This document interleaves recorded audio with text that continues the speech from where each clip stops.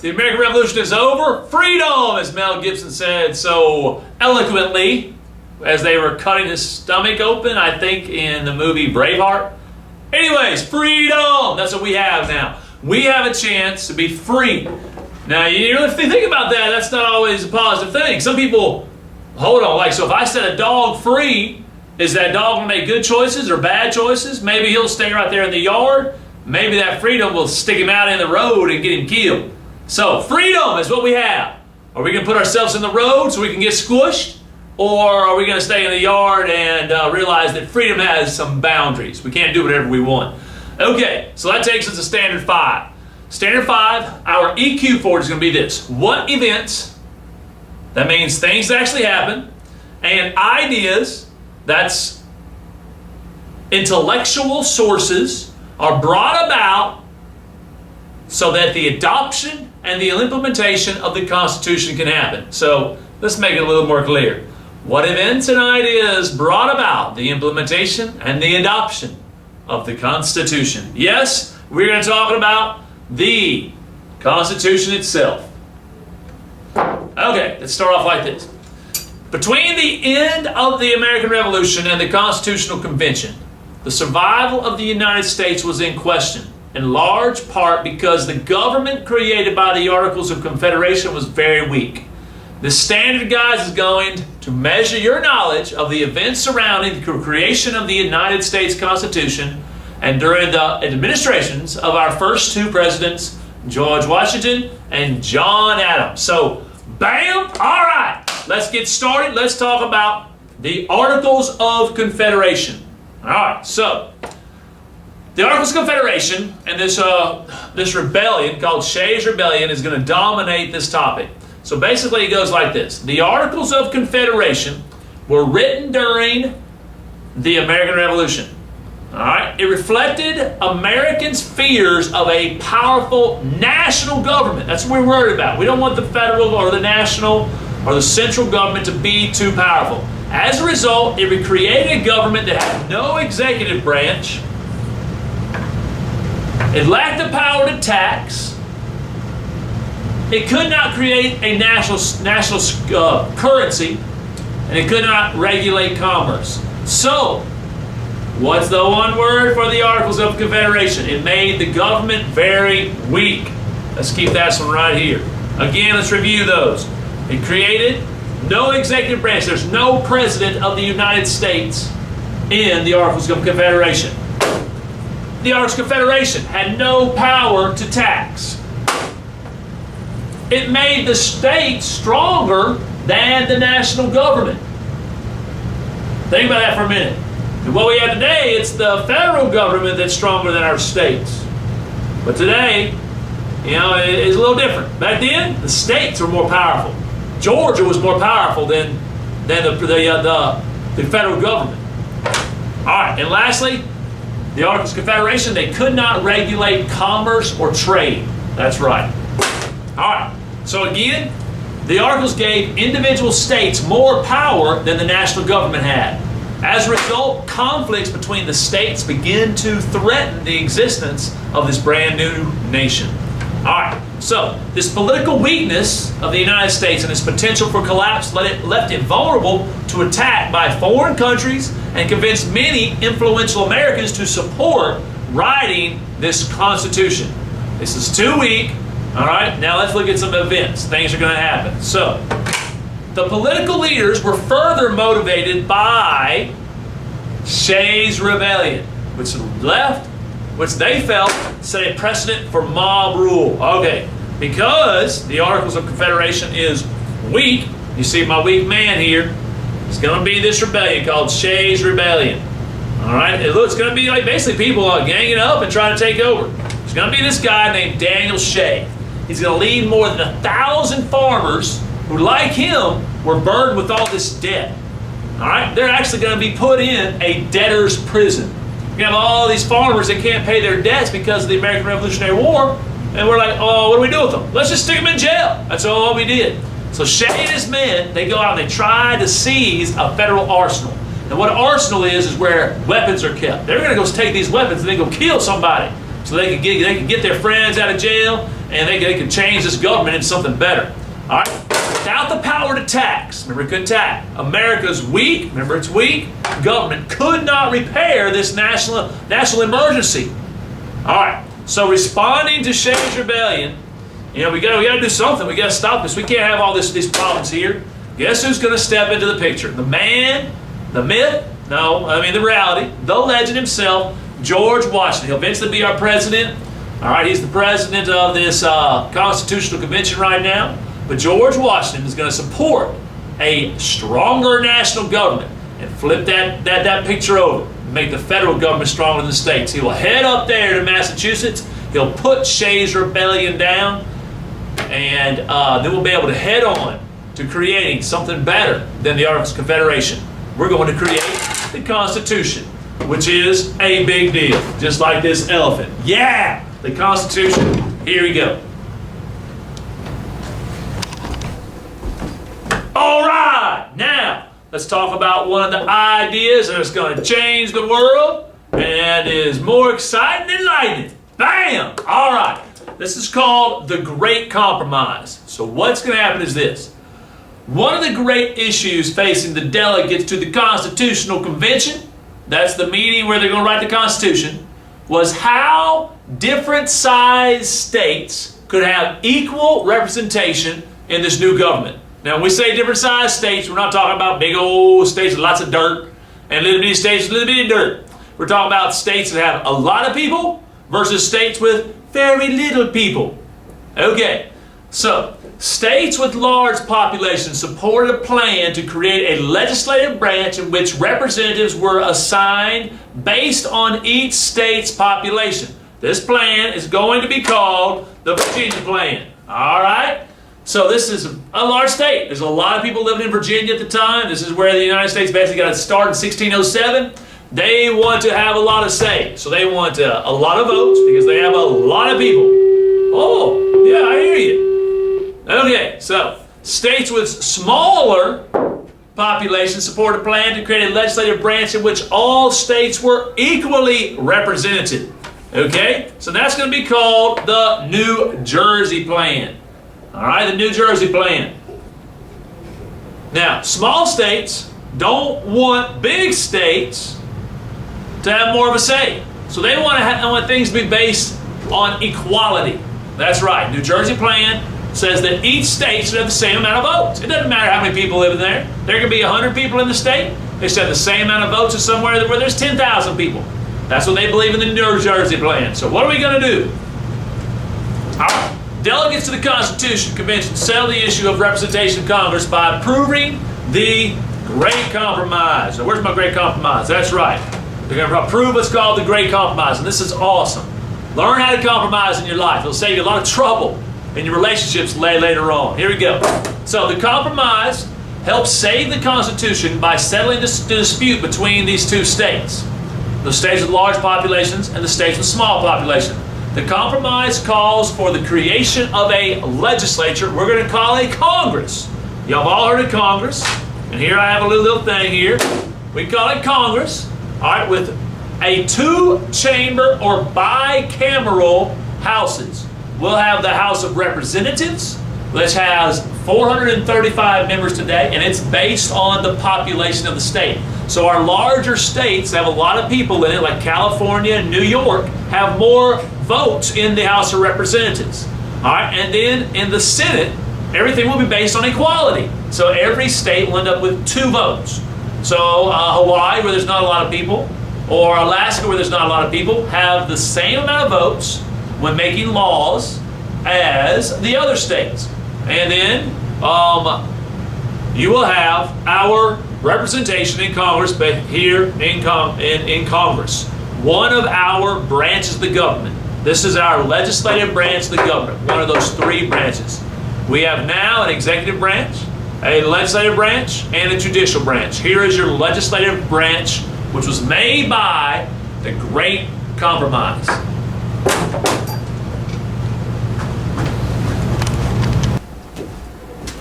Okay, idea number 2. Okay, we have another problem we have to deal with here in our new government under this Constitution. It's going to be slavery. All right? So, this controversial issue that's going to confront the delegates to the Constitutional Convention was, again, slavery. All right? Though slavery existed in all states, southern states depended on slave labor because their economies were based on producing cash crops. They need somebody to go out there in the field and make sure that things are taken care of out in the field. And we don't have enough folks down here that are free that's going to do that. So let's take slaves. All right, in the north, their economies are based on industry. So they have people going into factories. There's no slaves necessary. And they're making stuff. We're making cash crops. They're making products that can be sold all over the world. All right. When it became clear that states with large populations might have more representatives in the new national government, states with large slave populations demanded to be allowed to count their slaves as part of their population. Now, the northern states are going to resist this because they don't have any slaves. They have very few. Both sides will now have to compromise again. All right, so the states are going to be allowed to count 3 out of all 5, or count 3/5 of their slaves. So we're going to count, all right, here's 5 slaves. We'll count 1, 2, and 3. All right, you two don't count. That's 3/5. And it'll end up being named the 3/5 compromise. So 3/5 of the slaves in the states will be counted toward representation in Congress. Congress was made by the Great Compromise.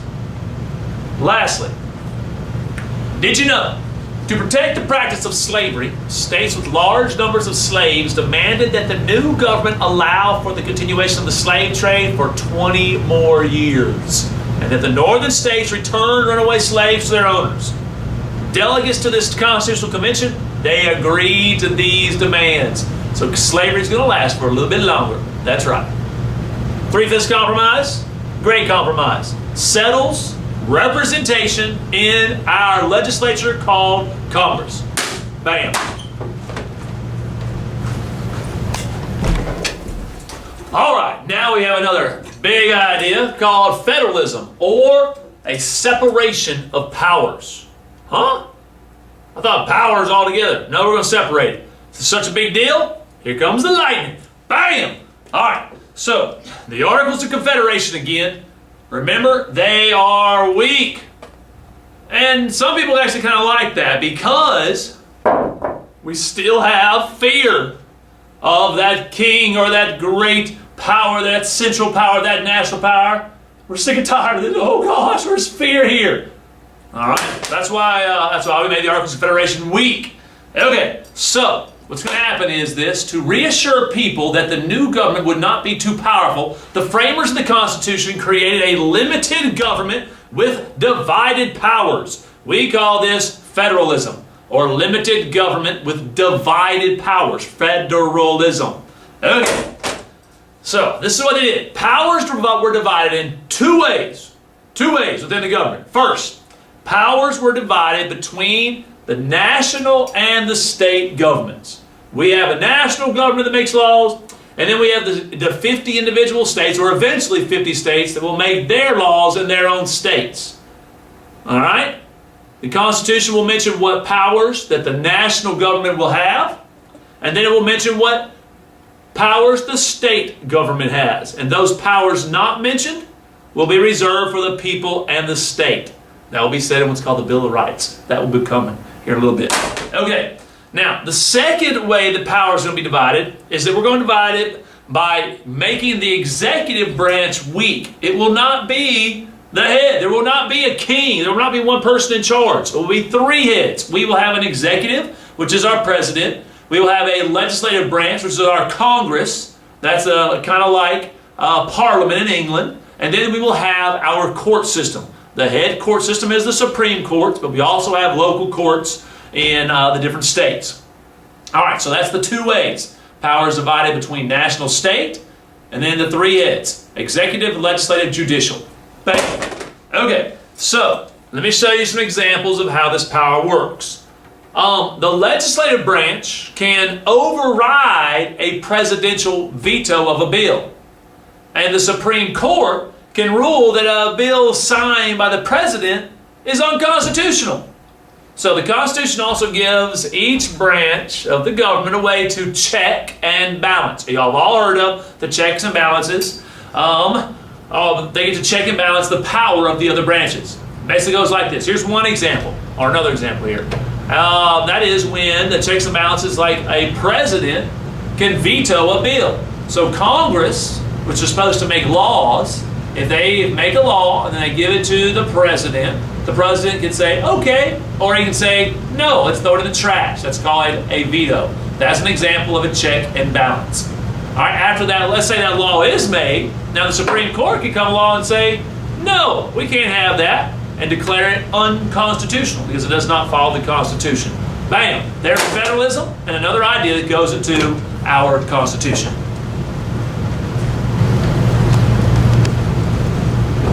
All right. Now, this is going to be a combination of events and ideas, so this is going to be awesome. So, again, bam, let's get started. Let's call this the Federalist versus the Anti-Federalist. Dun, dun, dun. Let's get it on. Let's give it a little 1-2. Bam, bam. All right, let's start off. Here we are again. Federalist versus the Anti-Federalist. What we have here is James Madison. He's also called the father of the Constitution. And why? Because he wrote the thing. He wrote down literally everything that was said in the Constitutional Convention, and then he started taking in stuff out, and all of a sudden, bam, you got what's left over, the Constitution of the United States of America. All right, no, that's not everything. Writing the Constitution was just the first step in creating this new government. It's not our government just by writing it. We got to do something about it. Okay, the states are going to have to ratify it. As soon as the contents of the Constitution were published, a group of people spoke out against it. Can you guess who they're called? These people became known as the Anti-Federalists. They believed that the government created by the Constitution would be too powerful. And again, that caused fear. They believed it would eliminate the power of the states. Remember, they fear a central or a national or a federal government. They want the states to be powerful. All right? They also argued that the Constitution did not describe the rights guaranteed to the states and to each citizen. That'll be looked at when we have the Bill of Rights. Just hold your horses. All right? Now, to counter the claims of the Anti-Federalist, this is the opponent. We'll talk about the Federalist here. We have James Madison and Alexander Hamilton. I call him the Big Ham. We'll talk about why later. James Madison, the father of the Constitution, and Alexander Hamilton, they're going to go against the Anti-Federalists and a few others. They're going to write a series of articles. We call these the Federalist Papers. And basically what it says in there explains the intent behind the Constitution. All right? So supporters of the Constitution are going to be known as the Federalists. All right? To overcome the Anti-Federalist argument that the Constitution failed to include a statement of states' rights and individual rights, Madison created the, guess what? The Bill of Rights. It's the Bill of Rights. That's right. All right, now this would be added to the Constitution if the Anti-Federalists would ratify the Constitution. So it's going to be added later. All right? So, the Federalist Papers, the promise of the Bill of Rights, and the efforts of the Federalists convinced a majority of voters to support the Constitution. Started feeling a little better. They weren't so afraid. It was eventually, talk about the Constitution, ratified. It became the basis of law in the United States of America. All right? And it's a good thing. The Constitution of the United States of America is now our government. Bam! Got rid of the Articles of Confederation because it was weak. Now we have something a little bit better. All right, bam! We've got a Constitution. We've got a government. Everybody's excited. It's been ratified. Some people are still a little nervous, but their nerves were relieved with the passing of the Bill of Rights, the first 10 changes, which told us what, basically our rights as individuals here in these states are. All right, and we'll talk about those a little bit later. But right now, let's talk about George Washington. Everybody knows George Washington. Let's throw out a little lightning for him. Bam! George Washington. He'll be elected our first president of the United States. All right, he establishes important patterns for future presidents to follow. He will set what's called precedent.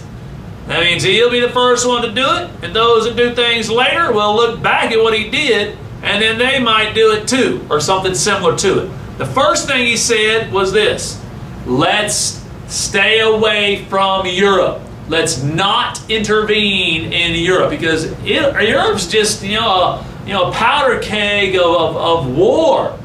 Let's not go into France either. We don't want to make them our allies. I know they helped us have our own country, but they're always hanging out with England. Let's stay out of Europe. All right.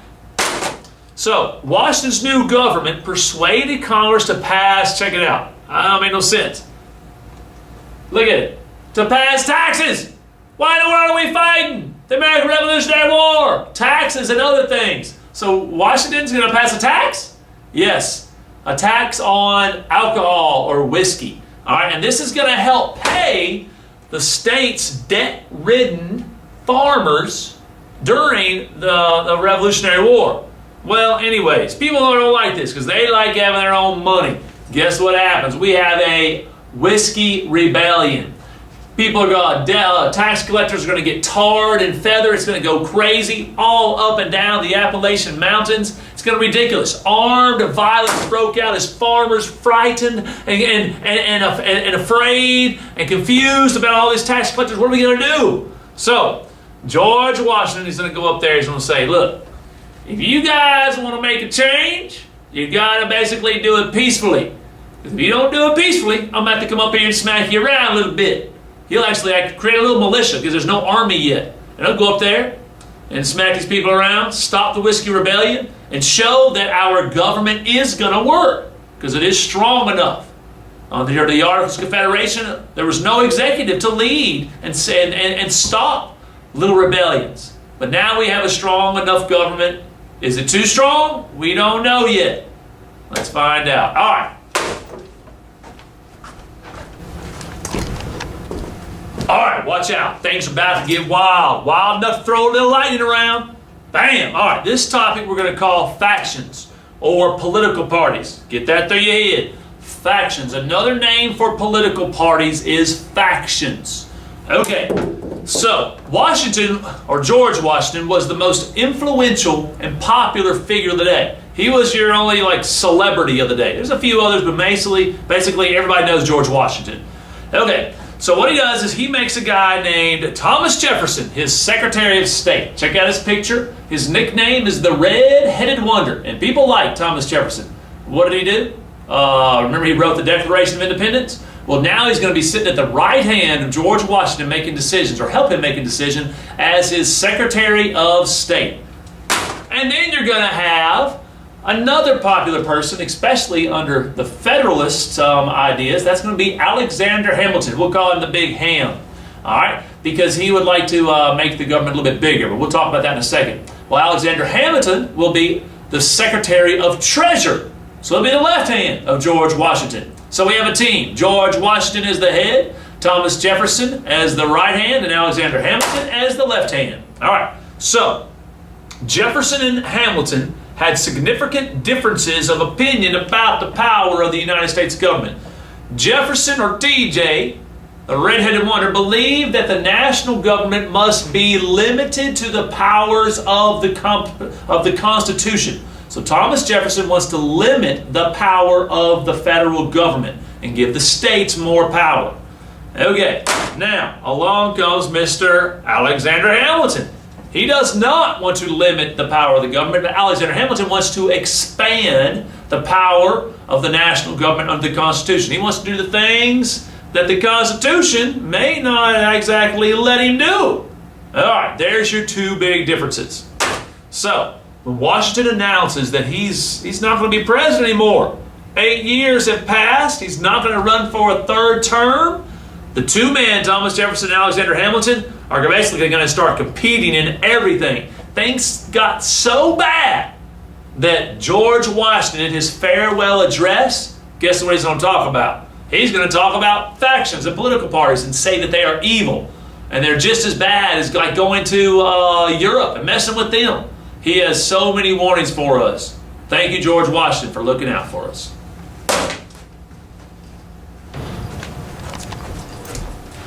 All right, folks, let's end our talk without the Constitution with not the first, but the second president of the United States. What's going to happen is there's going to be a big contest, basically between John Adams and Thomas Jefferson. And everybody would think that Thomas Jefferson would win, but no, he'll end up being our third president, but our second president is going to be John Adams. And you can learn all about John Adams just by going and looking at an HBO series named John Adams. Anyways, so, like Washington, Adams, he also set examples that influenced future presidents. All right, but he had some problems. And our two problems that he's going to have is going to be Thomas Jefferson and Alexander Hamilton, the Big Ham. Because they have some different ideas about what this federal government should be all about. And basically what they begin to do is say this. Watch out. That states have rights to nullify laws they don't like that the federal government does. And this eventually will lead to huge division in our country. Remember, states' rights, the rights of states to not follow federal laws. Thank you. And a little bam.